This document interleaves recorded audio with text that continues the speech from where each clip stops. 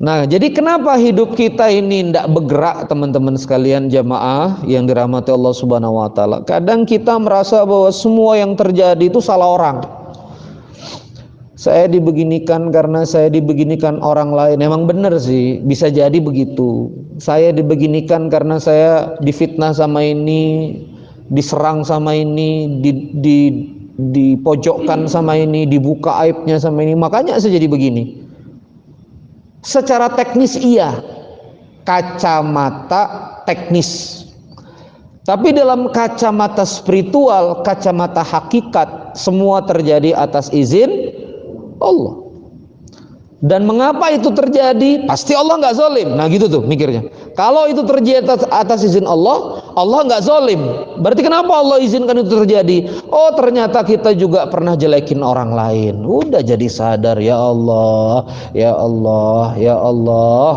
Ternyata aku yang zalim. Rabbana zalamna anfusana. Memang syariatnya tanda petik ditipu vendor misalnya.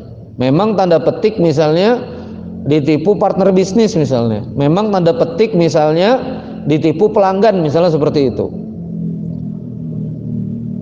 Tapi kenapa kok bisa bisnis itu runtuh? Ya Allah, kemarin ternyata kepegang wanita yang bukan mahramnya. Ya Allah, ternyata kemarin tenggelam dalam zinanya masuk. Mungkin ini kafarat dari dosa-dosa saya yang besar itu, dan bisa jadi ini pun gak cukup. Rabbana dzolamna anfusana.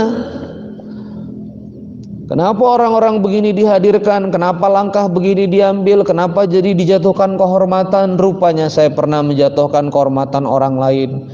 Kenapa saya dikasarin? Rupanya saya pernah mengkasari orang lain. Jadi mental kita kalau mau sehat, kalau mau mahabbah kepada Allah, dan kalau mau mental ini enak, teman-teman sekalian, mental yang dibangun itu harus benar-benar melihat ke dalam diri, dan inilah dituntun oleh Quran.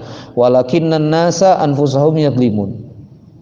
Maka saya perkuat dengan surah An-Nisa, surah 4 ayat 79.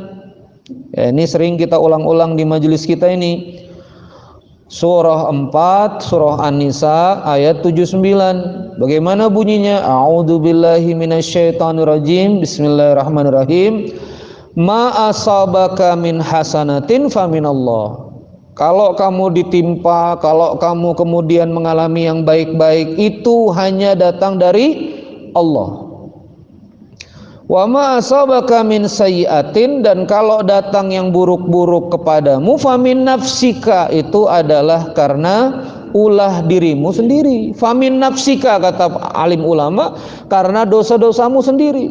Jadi mohon maaf ya, ada yang ngomong begini, Ustaz, jangan nyuruh kami menyalahkan diri sendiri Ustaz, tidak bagus bagi kesehatan jiwa. Loh, ini Quran. Kamu mau percaya psikolog atau percaya Quran? Saya ulangi sekali lagi, kamu percaya psikolog, kamu percaya Quran? Ren, jangan terlalu nyalahkan diri, Ren, tidak bagus. Sudahlah, belum tentu antum salah. Lo kata Quran, kalau ada yang nggak enak, siapa yang salah? Kita. Jadi gimana, nyalain orang apa nyalain diri? Bagaimana?